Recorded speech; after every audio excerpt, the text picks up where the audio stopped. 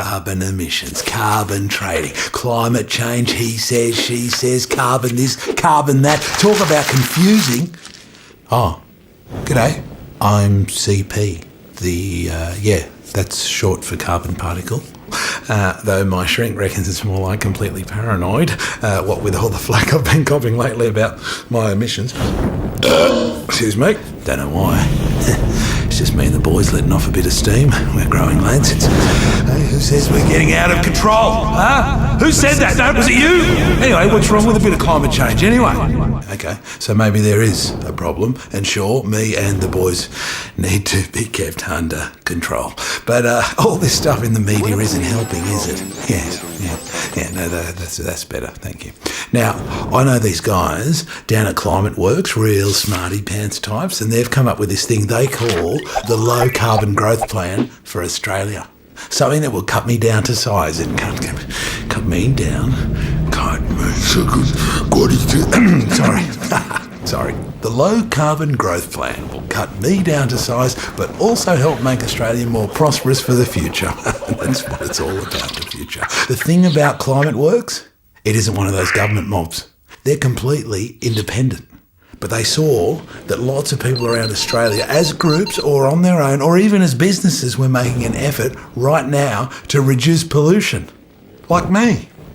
ClimateWorks knew everyone needs to achieve more, so they built on this to create the Low Carbon Growth Plan. So you see, things have started. And if everyone gets stuck into it, it will add up to what the scientists say we need this decade.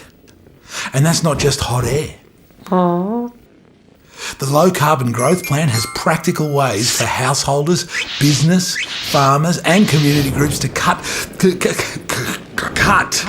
carbon emissions in ways that save money, increase business profits and even create jobs. Wait. Before you hide your wallets, it can be cheap too.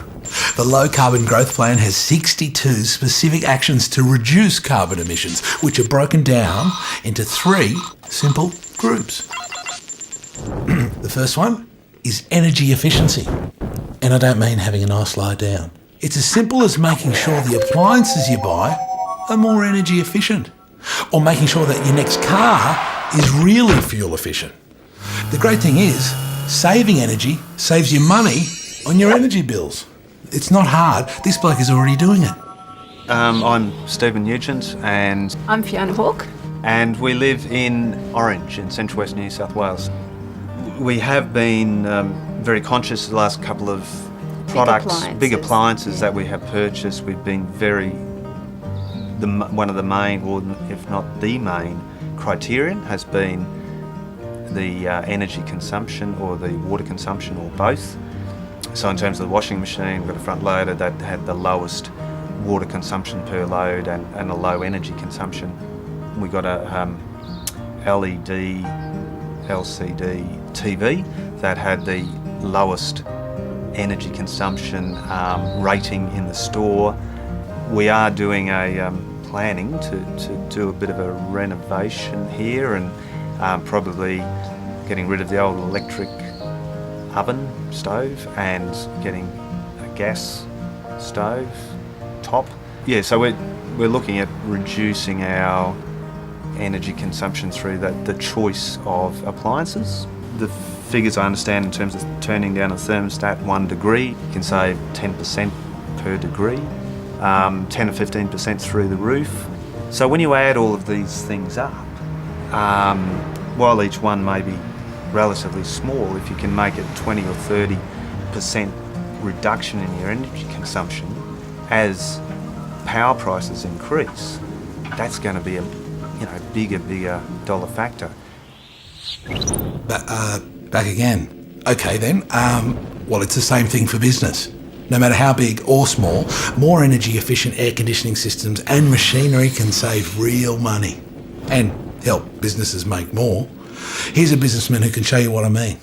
My name is Tony McManus. I work with PRD nationwide in Lara and Geelong, and we're involved in the sale and management of real estate. I think we've taken a fairly conservative approach to how we go about being green. A lot of the initiatives are very simple ones, just being conscious of the power consumption with our air conditioning, and just by adjusting the air conditioning temperature levels by a couple of degrees can have a significant saving. Automatic timers on light switches. A big saving for us was better use of our photocopier, where we made sure that we did a lot of dual-sided printing rather than single-sided printing. And we estimate that we saved about 5 reams of paper per month. But it's not just the paper, it's also the energy we were saving by halving the printing load. So that became something like a 30% saving on that machine. I think what really helped us achieve some of our results was the establishment of our green team, and they wandered around the office and identified a whole lot of little things that could be done. And by getting them engaged, they implemented what we needed to do, and it's surprising how many small measures add up to significant savings when they're aggregated. Obviously there's some financial savings to achieve by lowering our energy consumption, and I think it also we were surprised about the positive spin-off from a marketing perspective of people identifying our company as being a company that does care about the environment. And so apart from the direct cost savings that you achieve, which flows through to the bottom line, the indirect intangible measures are improvement of staff morale. It's probably some of those other benefits that you won't see up front, but by actually doing it, they will flow through. Oh, you're back. Pretty interesting what those two are doing, eh? The second one is forestry and farming. That's all about how we manage the land more effectively. Like with farms and cattle and... Oh. Hello. Carbon can also be absorbed. And stored. In the soil, that is. Forest conservation and planting new trees is another great thing to do. Whee! Because trees suck carbon dioxide out of the atmosphere. Oh, look, I think I lost some weight.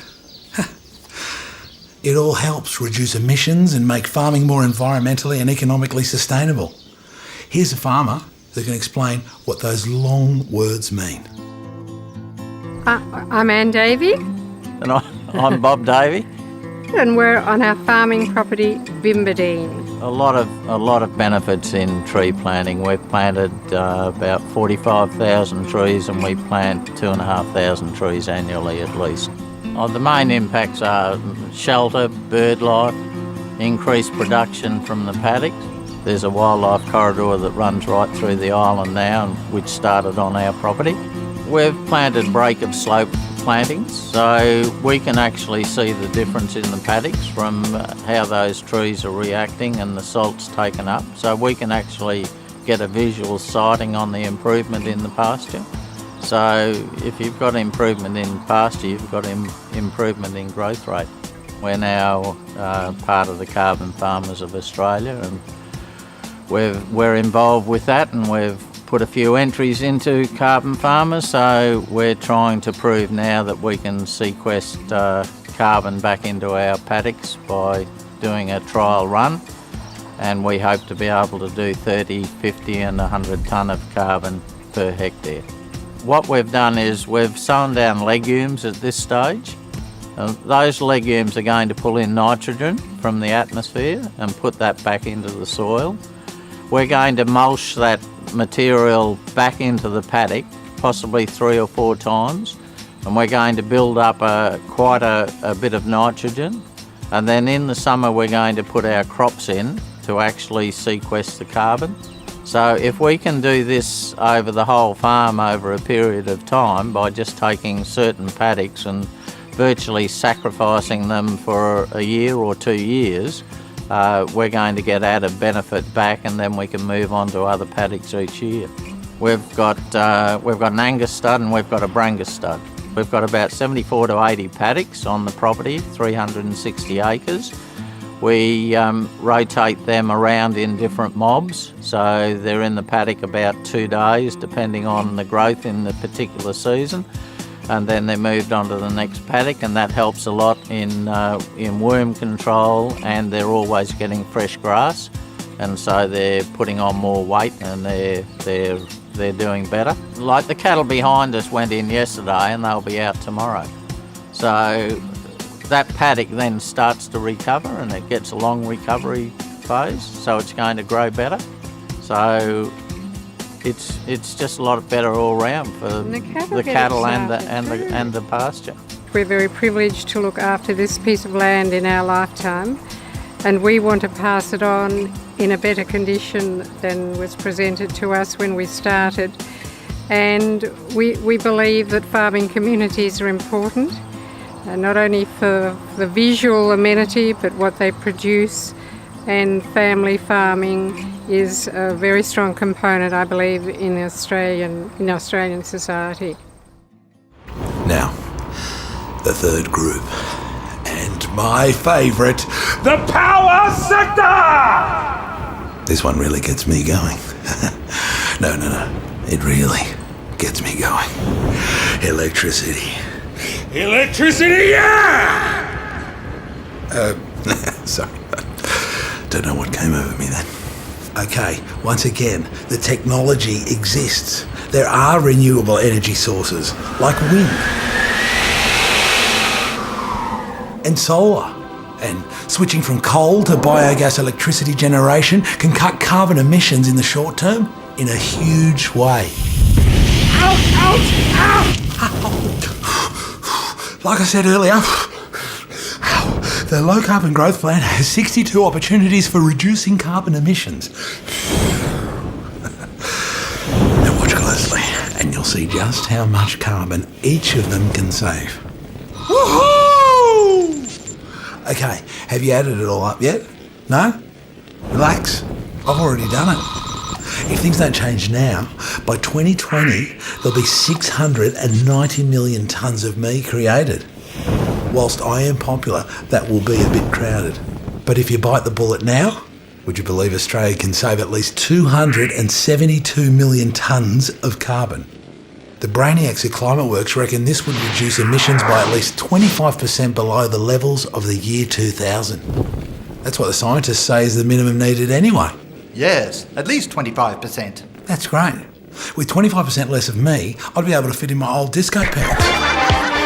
No more chafing. It's also great for anyone who likes to watch their pennies because things like energy efficiency actually save money. And the money that gets saved here with energy efficiency balances out the cost of saving carbon up here in the power sector. So, if you want to see something like this, and I'm sure you all do, join all the people across Australia who are using the Low Carbon Growth Plan in their homes, their businesses and their communities. As for me, well, I'm off to my weekly therapy session. See ya. You can play a part in making the Low Carbon Growth Plan work for Australia, both with your own actions and by helping share this information with others. You'll find all the information and support you need on the ClimateWorks website.